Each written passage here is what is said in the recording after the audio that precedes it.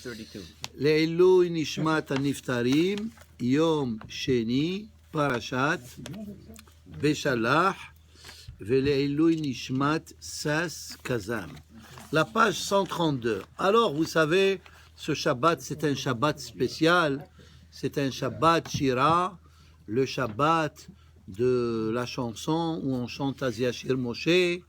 Et le lendemain soir, c'est tout Bishvat.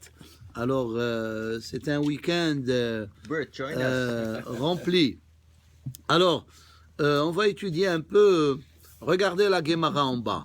Vayhi, ici, regardez. Vayhi beshalach paro, en shiluach kan, et la levaya. Ça veut dire que Paro, il a accompagné le peuple d'Israël quand ils ont quitté. Vayhi beshalach. Uma sachar natal alze, lo teta'ev mitzri. Ici, la Gemara, elle a une question. Regardez, ici, comme si le Passouk, il donne crédit à qui? Il donne crédit à Paro. Voyez, Béchalach Paro, quand Paro, il a envoyé les béné Israël. Est-ce que c'est lui qui les a envoyés? Non. Alors que ça veut dire? Hachem lui a fait envoyer. C'est lui qui c'est de sa parole qui sont partis. Mais Hachem est derrière la scène. C'est lui qui poussait Paro pour le faire. Mais c'est Paro qui a donné l'ordre de les laisser aller. Malgré qu'il était forcé. Parce que il était forcé. Mais quand même la Torah, voilà, quand même la Torah, elle lui donne un certain crédit. Uma sachar natal azeh, et quelle récompense il a eu? La Torah nous dit, loteta'ev mitzri.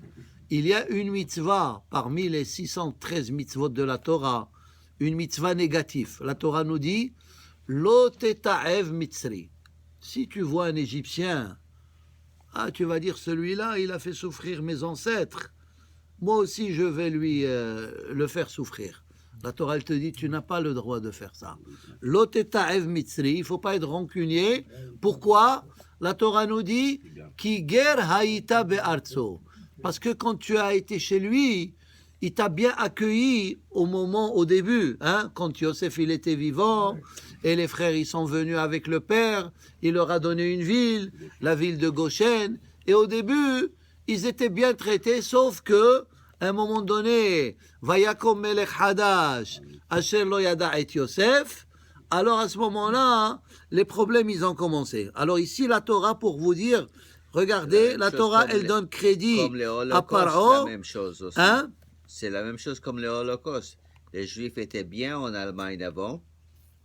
Et après, un nouveau gars est rentré. Et il les a fait du mal. C'est ça. Alors, d'ailleurs, Hachamim, ils disent aussi autre chose. Ici, pourquoi on donne le crédit à Paro? Parce que malgré que lui, il était mauvais, mais à travers Paro, si on vient voir la scène dans son ensemble, à travers Paro, le nom d'Hachem, il a été glorifié. Ça veut dire, à travers cette histoire-là de l'esclavage et de la libération, Akadosh Baruch Hu, il a montré, comme le pasuk qui dit, Vida'atem ki ani Hachem. Et alors c'est un qui a participé à faire connaître le nom de Akadosh Baruch Hu? C'est Paro. Alors la Torah ici, elle lui donne un certain crédit. Ça veut dire, c'est quelque chose d'extraordinaire. Même si quelqu'un, comme Paro, il avait une mauvaise intention, mais à travers lui, il y a un bien qui est sorti, alors comme si lui aussi, il a un petit crédit par rapport à ça. D'ailleurs, regardez, la Torah nous dit, avec le lien de la paracha, Makat Bechorot. On a dit que les Bechor Israël, ils sont saints, Kadesh li kol Bechor. Pourquoi? Parce que, à travers les Bechor, le nom d'Hachem, il a été sanctifié. Pourquoi le nom d'Hachem, il a été sanctifié à travers les Bechor? Parce que tous les Bechorim égyptiens, ils sont morts pendant Makat Bechorot, et les Bechorim de Am Israël, ils ont été... Alors ça veut dire, même que eux, les Bechorim des Juifs, ils n'ont rien fait, sauf qu'ils étaient dans leur lit, et le Malach, il est venu, il a tué l'Égyptien, et le Bechor Israël, il n'a rien fait, lui. Mais étant donné que le nom d'Hachem, il a été sanctifié à travers le Bechor, pourquoi il a été sanctifié à travers le Bechor? Parce que le Bechor égyptien, il est mort, et le Bechor Israël, il était sauvé. Alors, étant donné qu'à travers lui, il y a eu Kiddush Hashem, même le Bechor, il devient lui aussi, il devient Kadosh, il devient saint. Vous comprenez ce concept-là? Ce concept, il est important. Même qu'il n'a rien fait, le Bechor. Mais étant donné que le nom d'Hachem, il a été sanctifié à travers lui, comme Paro, la Torah ici, elle lui donne un crédit. Elle lui donne un crédit. Hein? L'instrument, le clé, fait partie de Boucha. L'instrument. Quel instrument? C'est ça. Il était un instrument pour sanctifier le nom de Hakadosh Baruch Hu. C'est pour ça que la Torah, elle lui donne ici un petit crédit. Vaihi beshalach paro. Et de là aussi, Hachamim disent, Vaihi, vous savez, à chaque fois que c'est marqué dans la Torah, Vaihi, c'est la chante tsahar. Quelque chose de pas bien qui... Hein, c'est comme Vaihi, Bimé, Ahashverosh, Haman, il est venu faire du mal à Am Israël. Et quand c'est marqué Vehaya, c'est la chante Simha. C'est Vehaya kitavo el haaretz, quand vous allez venir en Eretz Israël. Vehaya im shamoa tishme'u. Alors ici, Hachamim disent, Vaihi, c'est quoi Vaihi? Vaihai. Qu'est-ce que j'ai fait? Ça veut dire ici, Paro, la chante Sahar. Parce que on peut se poser la question, c'est pas la chante. Pourquoi ici c'est la chante Sahar? Ici c'est bien pour Am Israël. Hein? Ils ont été libérés de l'esclavage. Non, mais Vaïhi, la chante Sahar, c'est pas pour Béné Israël, c'est pour Paro. Pourquoi? Alors, Hachamim, ils expliquent deux idées extraordinaires. La première, Paro, il a vu comment Béné Israël, ils sont sortis, ils étaient très très bien organisés. Ils ne sont pas venus et sortis comme ça, ils se sont fuis. Chaque tribu, elle avait sa direction, et il y avait le Aaron au milieu, où est-ce qu'il y avait les ossements de Yosef, et après quand ils ont reçu la Torah, etc., ils sont marchés d'une façon très très ordonnée, et non seulement ça, Paro, il a remarqué, il a dit, regardez qu'est-ce que j'ai fait. J'ai pris des gens intelligents et je les ai rendus des esclaves pendant 2 siècles, alors que j'aurais pu les utiliser. Ça veut dire, il a remarqué qu'à Israël, ils avaient du talent. Hein? Ils étaient hachamim et tout.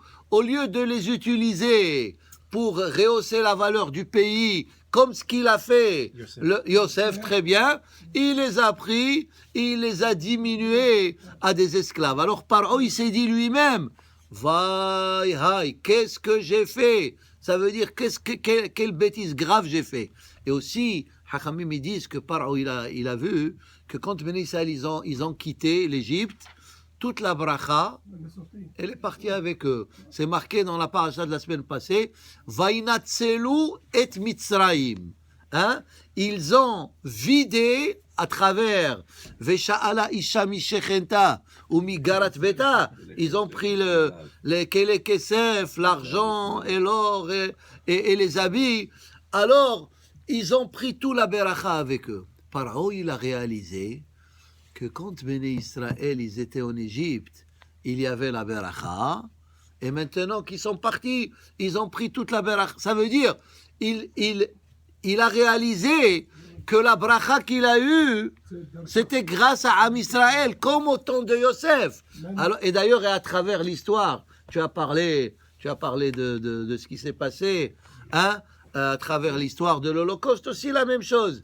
La beracha, la chokhma, c'était les Juifs qui étaient là-bas, et une fois qu'ils ont quitté, ils ont pris, non seulement là-bas, dans plusieurs pays, là où est-ce qu'il y avait les Juifs, ils amenaient la beracha, oui. Et le Talmud, il dit, tekef le Talmid Hacham beracha. Tekef le Talmid Hacham. C'est arrivé avec Yitzhak Avinu, quand il était avec Abimelech, c'est la même chose. Quand il a quitté, Tous étaient... Très bien. Voilà d'autres exemples. Alors, Am Israël, ils amènent là où est-ce qu'ils vont, ils amènent la beracha. Alors, Paro, il s'est dit, vaï, qu'est-ce que j'ai fait? J'ai pris la bracha que j'avais en Égypte, hein, et je l'ai, et je me suis débarrassé. Vous savez, une fois, un concurrent, il a été voir un rabbin. Il lui a dit, tu sais, j'ai un concurrent, il me prend tous mes clients, hein, et moi, je n'ai rien. Il fait toutes sortes de manies pour les prendre.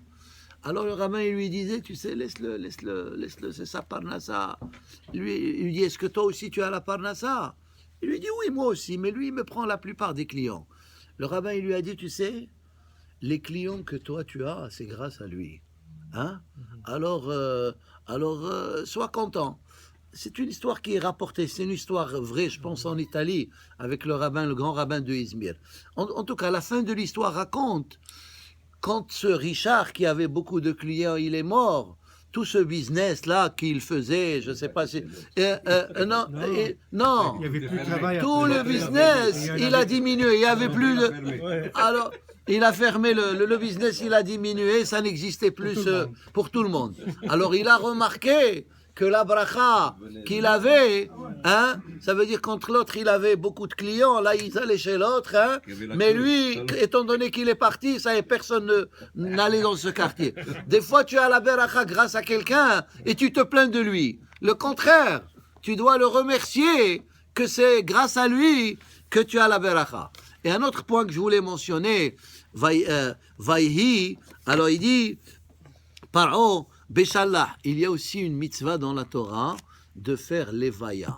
Ça veut dire pas l'evaya chez quelqu'un qui est décédé, mais là, elle a une connotation négative. On dit l'evaya, mais aussi en hébreu l'evaya c'est accompagner. Quand quelqu'un il est chez vous à la maison, oui, ou bien tu l'accompagnes jusqu'à la porte. Tu lui dis pas juste quand tu as fini de manger, ferme la porte et va-t'en. C'est pas derech eretz. Ou bien quelqu'un il voyage, il faut l'accompagner. Il y a un inyan, les lavot. Hein? Regardez comment on écrit les vaya en hébreu. Lamed, vav, yud, he. 4 lettres. Alors quand on accompagne quelqu'un, on appelle ça les vaya parce qu'ils sont les initiales de 4 mots.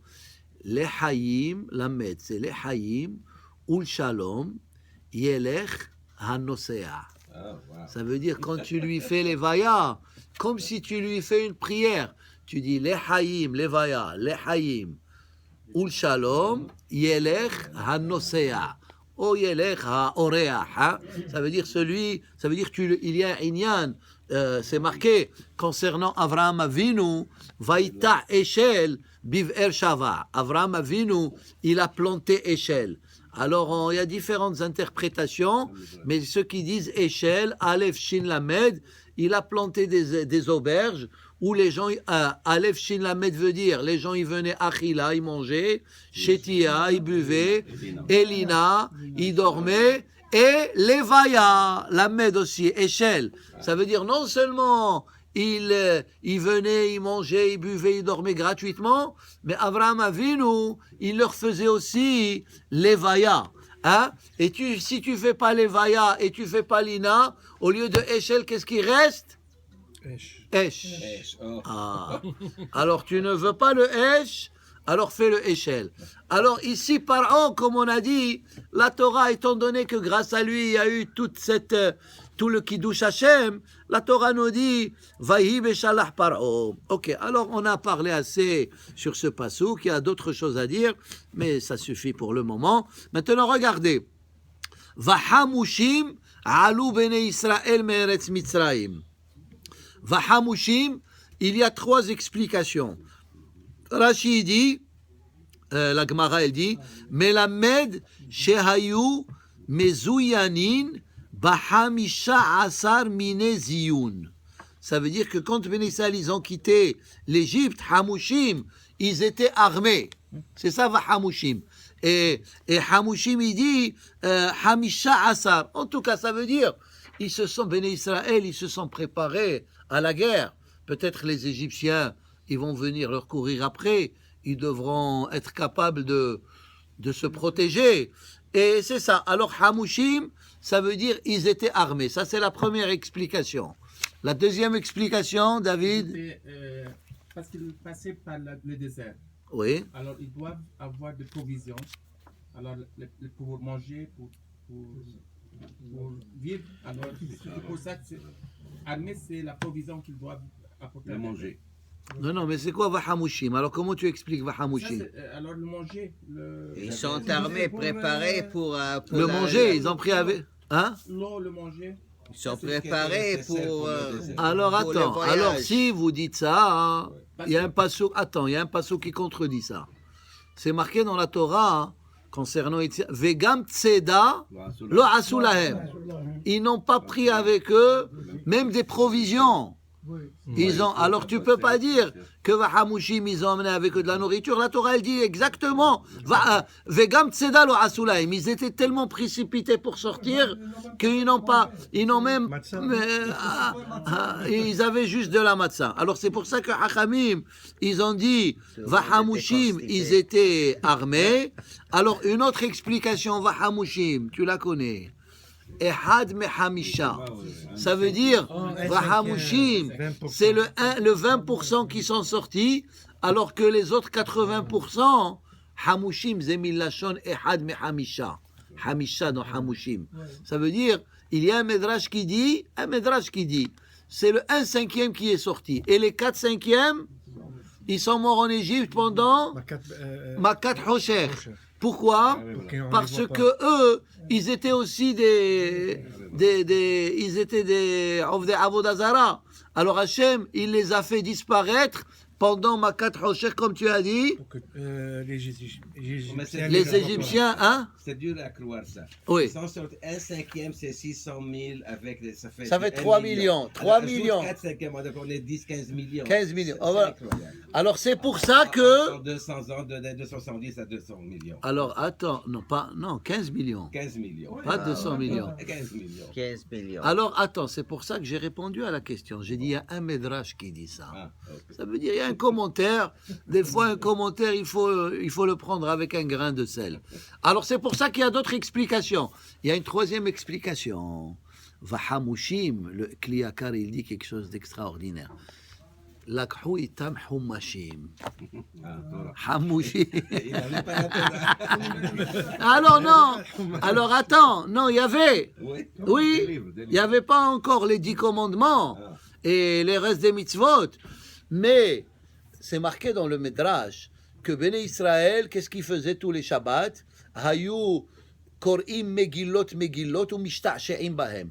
Ils ouvraient comme des parchemins de Torah, ils étudiaient ça, et par rapport à ça, ils étaient réjouis, ils se réconfortaient. Ça veut dire que jusqu'à...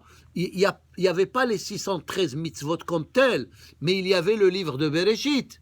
Ça veut dire Moshe Rabbeinu, à travers de père en fils, ils leur ont raconté l'histoire de l'humanité. Bereshit, bara Elohim, etc. Et l'histoire de Noah, et l'histoire de Yaakov et Esav, et l'histoire des Shevatim, etc. Alors ça, c'était la Torah. Alors c'est ça, Vahamushim, Alou Bene Israël Meretz Mitzraïm. Ça veut dire parce que des fois, malheureusement, quand tu vas en voyage, tu prends tout, sauf les articles religieux. Les articles, tu dis les téphilines. Quelqu'un, il va me prêter là-bas les téphilines. Une fois, je vous ai raconté cette histoire. Une fois, un rabbin, les gens de sa congrégation, ils lui ont dit, tu sais, la plupart des gens, ils vont en voyage. Ils prennent pas avec eux le talit et les téphilines. Alors, le rabbin, il a fait un discours juste avant la période des vacances, avant d'aller en Floride. Il leur a dit un machal comme ça. Il leur a dit, le talit, il est venu devant Akadosh Baruch Hu, il s'est plaint.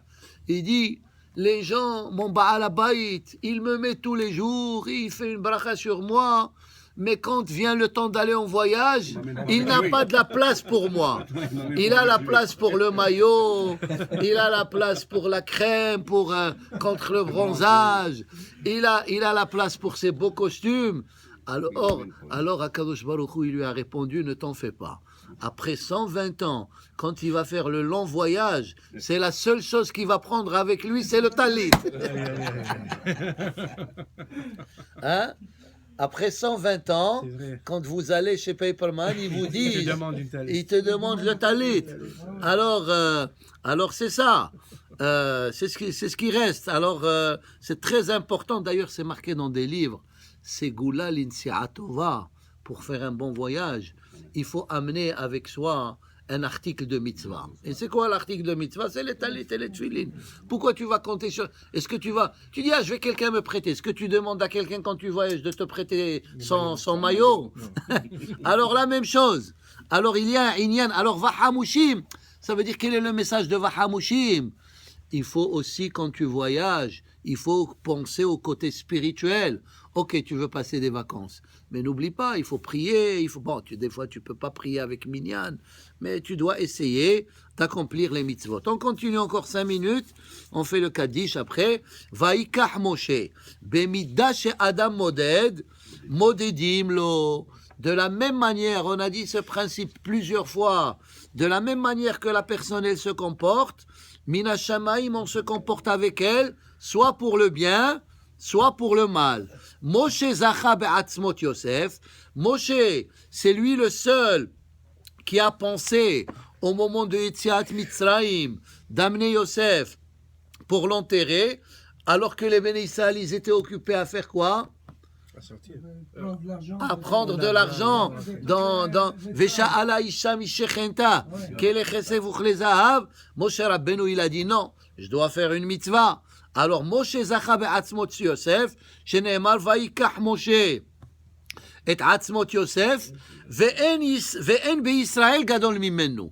Et personne n'est aussi grand que Moshe Rabbeinu, hein? Alors, Hakadosh Baruch Hu, ça veut dire comme lui, il était le plus grand de Am Israël. Il s'est occupé pour prendre les ossements de Yosef, pour l'enterrer. Ça veut dire que quelqu'un qui est le plus grand de Am Israël, il doit aussi enterrer Moshe. Et il y a personne plus grand que Moshe Rabbeinu. C'est pour ça qu'il a enterré, c'est Hakadosh Baruch Hu.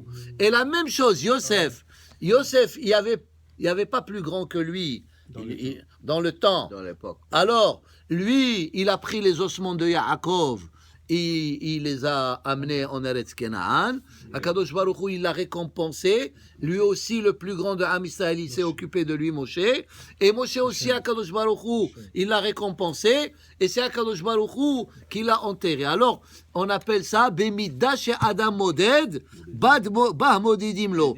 Af hu zacha, shit'asek bo hamakom, shenekmar vaikvor oto. Oui. Comment ça se fait, c'est pas Ménaché et Ephraim qui ont pensé à prendre les os de leur grand-père? Ils n'étaient pas là. Ils étaient morts. Leurs descendants. Pourquoi C'était plus approprié que ce soit les petits-enfants de Yosef qui vont penser à lui. Alors c'est ça. Alors, comme j'ai dit, tout le monde avait d'autres priorités. Hein? Moshe Rabbeinu, parce que là c'était quelques générations après. Ouais. Alors le seul qui s'est occupé de faire cette mitzvah, alors c'était Moshe Rabbeinu. Et c'est pour ça que Vaikach Moshe, regardez maintenant la prochaine Gemara. Vaikach Moshe, Katuv echad omer Vaikach Moshe et atzmot Yosef. Un passage qui dit que c'est Yosef qui l'a pris, que Moshe il a pris les ossements de Yosef. Ou Katuv echad omer et de Hoshea, c'est marqué. Vet atzmot Yosef, asher he'elu bnei Israël mi Mitzrayim, kavru bishchem. Ils ont été enterrés en Shechem. C'est marqué asher he'elu ki Béné Israël. Et au début, c'est marqué Moshe. Kashu kra'e ahadade. Les psukim, ils se contredisent. Amar Rav Hamma bar Hanina. Rav Hamma bar Hanina, il nous dit comme ça. Kol ha'oseh davar velo gemaro. Celui qui fait une mitzvah, il ne l'a pas fini. Uba aher ve gemaro. Et l'autre, il est venu. Il a fini la mitzvah. Ma'ale alav katuv. Al she gemaro kilo asa'o. Celui qui a fini la mitzvah, c'est lui qui a le crédit qu'il a fait la mitzvah. C'est pour ça que c'est marqué Asher he'elu bnei Israël. Parce que Bnei Israël, ils ont pris les ossements et ils les ont amenés en Eretz Israël, à Shechem, là où est-ce qu'il est enterré, Yosef as-Saddik. Alors que Moshe Rabbeinu, il l'a amené uniquement au Midbar, mais il l'a pas amené en Eretz Israël. C'est pour ça que c'est pas lui qui, malgré que Moshe Rabbeinu, c'était pas de sa faute, parce que il n'est pas rentré. Mais malgré ça, la mitzvah, en ha mitzvah nikret, Ela al Shem Gomra. Ça veut dire la mitzvah, qui prend le crédit, c'est celui qui finit la mitzvah. Comme on a dit plusieurs fois, c'est comme le travail. Tu travailles, tu dois finir ton travail. Si tu finis pas ton travail, ça veut dire que tu n'as pas donné de l'importance à ton travail. Et nous, on a un travail, c'est servir à Kadosh Baruch Hu. Alors c'est quand tu ne finis pas la mitzvah, comme si tu as dégradé la mitzvah.